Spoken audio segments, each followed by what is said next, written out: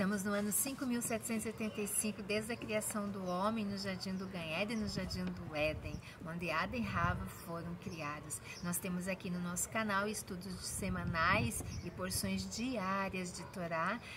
Então, eu deixo com vocês aqui não só isso, mas tenho deixado com vocês reflexões, estudos, teatro, né? Estamos preparando, né? Queremos crescer aqui ainda, que o Senhor venha nos abençoar, todos nós, aí onde você estiver no nosso grande Brasil, você aí de Portugal, ó, receba o meu beijo, meu carinho, meu abraço, e vocês aí da onde, de qualquer lugar do nosso Brasil e fora do nosso Brasil, que você seja, ó, recebe o meu carinho, meu abraço, aí aonde você está, que o Eterno alcance a tua vida. Se você não é inscrito e está aqui pela primeira vez, faço-te convite, se inscreva no nosso canal, ajude a crescer, comenta, compartilha, curta, deixa aqui teus comentários, estou gostando, tem pessoas aqui, né, maravilhosas, comentando, deixando comentários, e isso é muito gostoso para nós, porque nos ajuda ainda a crescermos. Você aí do outro lado, me ajuda a crescer. Se tu tem algo, se você quer saber, eu trago para vocês aqui,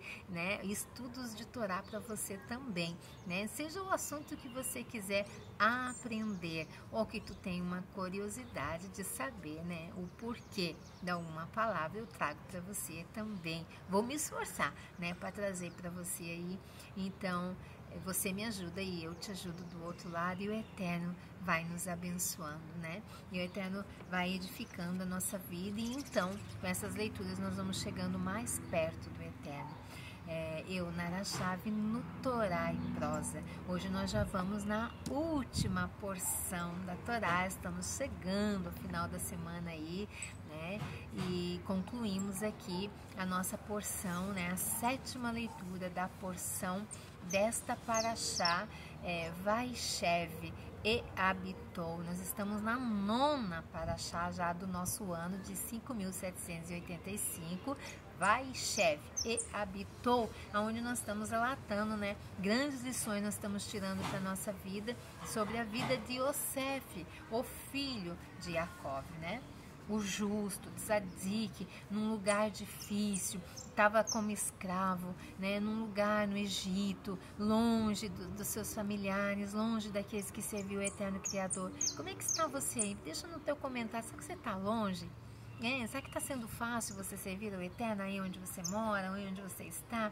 Nós temos falta de tantas coisas, né? Nós precisamos honrar a palavra do Eterno, né? Que é sobre nós, porque sabemos que lá na frente o Eterno vai nos ajudar e nós vamos seguir aí vitoriosos. Nós estamos tirando grandes lições, né? Dessas porções aqui diárias para a nossa vida. Então, né? Chega de conversa e vamos lá para a leitura.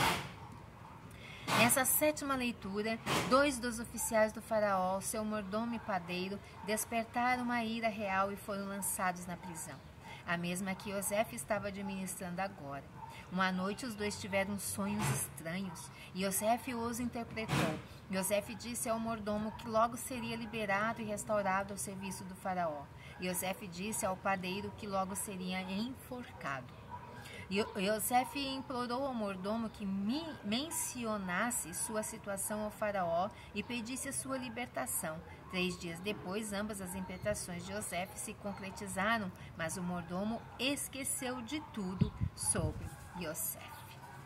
Então, vamos de fato a esta leitura.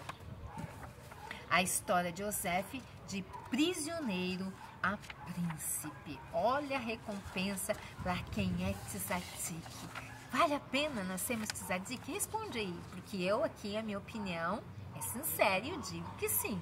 E você, né? Será que tu acha que vale a pena ser sincero num local, numa cidade, num país tão difícil que muitas vezes nós nos encontramos? Nós estamos chegando aí nos finais de anos aqui do ano civil do nosso Brasil, né, onde são comemoradas muitas datas festivas, né, e para quem serve o Eterno e quer seguir em Torá, é complicada esta época. Deixa teu comentário se para você tem sido fácil.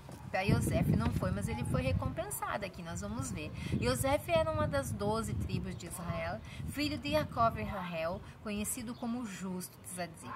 Ele era um favorito de seu pai e acabou sendo vendido como escravo por seus irmãos ao Egito, onde ele tornou-se vice-governador, o segundo homem mais poderoso do país, logo após o faraó.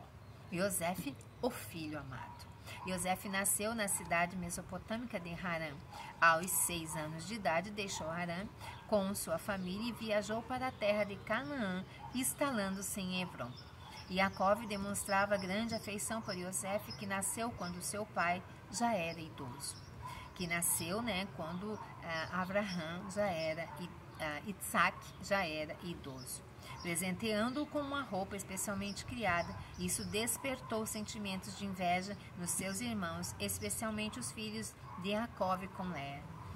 Esses sentimentos negativos que exacerbaram quando Jacob repetiu 2 dos seus sonhos a eles, nos quais eles eram mostrados como governando sobre os seus irmãos.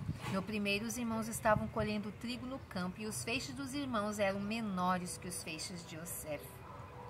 No segundo, Yosef visualizou o sol, a lua, 11 estrelas, simbolizando o pai, a mãe e seus 12 irmãos curvavam-se a ele. Pouco tempo depois, quando Yosef tinha 17 anos, a tensão chegou ao seu auge, vendido pelos seus irmãos.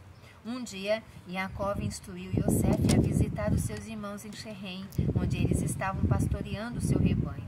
Mal sabia ele que esta seria a última vez que ele veria o seu filho querido, até a sua reunião, longos 22 anos mais tarde.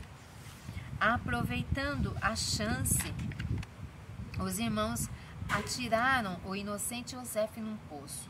Pouco tempo depois, eles viram uma caravana árabe passando pela cena e os irmãos venderam Yosef aos mercadores. Ele, por fim, foi levado ao Egito, onde foi vendido e Potifar, um dos ministros de Faraó,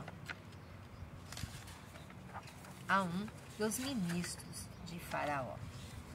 A moralidade inabalável. Durante algum tempo, as coisas começaram a melhorar para o jovem Yosef. O divino sucesso permitiu que ele encontrasse favor aos olhos do seu amo e foi nomeado chefe do estado de Potifar. No entanto, isso durante muito tempo. Atraído pela sua bela aparência, a esposa de Potifar desejava ter intimidade com ele. Para a consternação dela, Yosef sempre se recusava. Um dia, quando não havia ninguém em casa, exceto os dois, a mulher agarrou a roupa de Yosef, exigindo que ele consentisse. Pensando rapidamente, Yosef tirou o seu manto e correu para fora. Este autocontrole fez com que recebesse o apelido de Yosef o Justo. Mas a esposa de Potifar mudou totalmente a versão sobre Yosef, contando ao marido que era Yosef que tentava atraí-la. O chefe furioso reagiu, colocando seu assistente de confiança na prisão. Yosef interpreta e vice-rei. O carisma de Yosef acompanhou também na prisão e o carcereiro logo o designou como seu assistente. Com o tempo, as suas qualidades únicas se expressaram numa área adicional. Quando o copeiro e o padeiro do rei foram presos, Yosef com sucesso interpretou os seus sonhos, predizendo corretamente que o copeiro seria solto e o padeiro enforcado. 2 anos depois, o próprio faraó visualizou 2 sonhos, que nenhum dos seus conselheiros conseguiu explicar. Lembrando do jovem hebreu dos seus dias de prisão, o copeiro sugeriu que Yosef fosse chamado. Yosef, então, com agora 30 anos, interpretou os sonhos do faraó como sendo uma predição divina para 7 anos de fartura, seguidos por 7 anos de fome, e aconselhou a faraó a preparar-se para armazenar grãos durante os primeiros 7 anos. Impressionado pela sabedoria de Yosef, o faraó nomeou vice-rei do Egito. Abaixo, apenas o próprio rei, e encarregou de preparar a nação para os 7 anos de fome. A reunião climática, houve uma reunião lá para saberem como ia ficar o tempo, o clima naquele tempo. Nesse inteirinho, os efeitos da fome eram sentidos em Canaã. Sabendo que havia grãos no Egito, os irmãos de Iosef viajaram para lá para comprar alimento precioso do vice-rei, não percebendo que ele era o seu próprio irmão. Iosef decidiu usar essa oportunidade para observar melhor de seus irmãos. Realmente se arrependiam de terem vendido. Usando uma sucessão de manobras dramáticas, Iosef testou a determinação de seus irmãos para salvar o seu irmão mais jovem, Beniamim, o único irmão materno de Iosef. Da trama, ele armou para ele. Quando viu a devoção deles por Beniamim, Iosef finalmente revelou a sua identidade ao seu surpreso para os irmãos, seus surpresos irmãos. Após essa reunião sincera, Iosef e sua família se instalaram na seção Gorgen do Egito. Essa série de eventos serviu como pano de fundo para o final da escravidão do Egito e subsequente, o êxodo. A família de Iosef. Após nomear Iosef como vice-rei, o faraó deu a ele uma esposa, Asenai, filha de Potifar, sacerdote de On. Fontes midráshicas identificam Potífera como ninguém menos que Potifar, o chefe anterior de Iosef. 4 Iosef e Asenate tiveram 2 filhos, Menashe e Efraim, ambos nascidos durante os 7 anos de fartura. Antes da morte de Jacó, ele deu um presente a Iosef. Os seus filhos seriam os únicos entre os netos de Jacó a serem tratados como os tribos independentes. Na verdade, durante a jornada dos judeus pelo deserto, as tribos de Menashe e Efraim receberam um status igual aos das outras tribos e herdaram porções individuais da terra de Canaã. Falecimento e o enterro dele. Iosef governou o Egito por 80 anos, até sua morte com a idade de 110 anos. Antes de seu falecimento, ele fez seus irmãos prometerem levar seu caixão junto com eles quando eventualmente deixassem o Egito para ir à terra prometida. Após a sua morte, ele foi embalsamado e enterrado no Egito. Na verdade, quando os judeus deixaram o Egito muitos anos depois, Moshe assegurou-se de encontrar a tumba de Iosef e levar seus restos mortais para a terra de Eretz Israel. Iosef foi subsequentemente enterrado em Shehem, conhecido atualmente como Nablus. O seu túmulo é visitado até os dias de hoje. Por trás do nome. Iosef nasceu para Rahel após muitos anos de infertilidade. Ela deu ao filho o nome de Iosef, que em hebraico significa aumentar, expressando o desejo de que Elohim lhe concedesse o filho adicional. As suas preces foram realmente atendidas, por mais tarde ela teve Beniamim. Iosef é similar a Esaf, trazer e ocultar, pois com o nascimento dele, a vergonha de Rahel em ser estéril desapareceu. Em um local na escritura, o nome de Iosef aparece como uma letra adicional, escrevendo Ioresef. Ele mereceu a letra adicional Hel, que junto com Yud, precedente, significa o Eterno, devido a ter santificado o nome de Elohim quando se recusou a deitar com a esposa de Potifar. Na sua nomeação como vice-rei, o faraó nomeou Iosef Sifanaia, Parneia, significando aquele que desvenda segredos. Uma lição de perdão. Como está o nosso coração? Será que nós somos capazes de perdoar quem nos faz o mal? Mais outra lição final desse desfecho da história. Nós vimos aqui a calúnia, nós vimos aqui a inveja, o ciúme dos seus próprios irmãos. Como está aí? O que você tem passado? Será que você é uma pessoa fácil de perdoar? Eu posso te confessar que eu outrora não era tão fácil de perdoar. Hoje eu perdoo porque o perdão, ele é libertador. O perdão me faz livre para viver.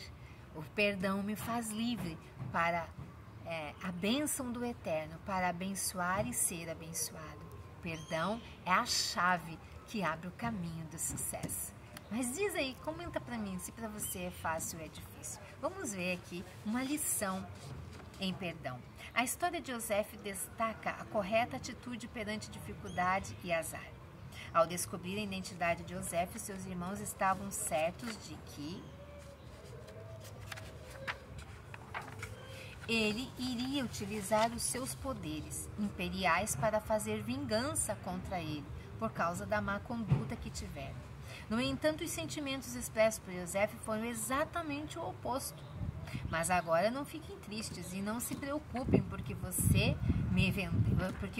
me venderam aqui, pois foi para preservar a vida que Elohim me enviou perante vocês. Vocês não me enviaram aqui, mas Elohim. Olha só onde vai a compreensão de Yosef. Lembra nos outros vídeos que eu deixei aqui com vocês que é importante nós extrairmos lições grandes atrás da nossa dificuldade? Existe lição. Yosef aqui tirou a lição.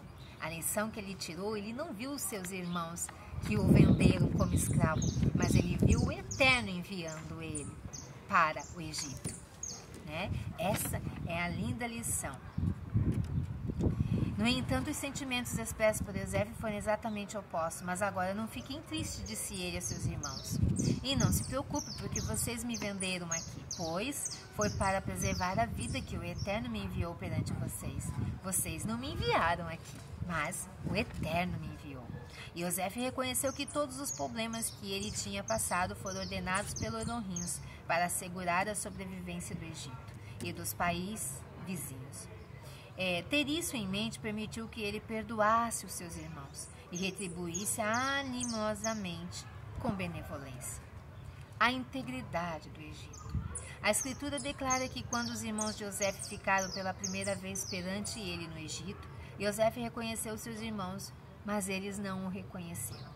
Os comentaristas explicam que quando Yosef deixou seus irmãos, ele ainda não tinha barba e por isso eles não reconheceram o seu irmão agora barbudo.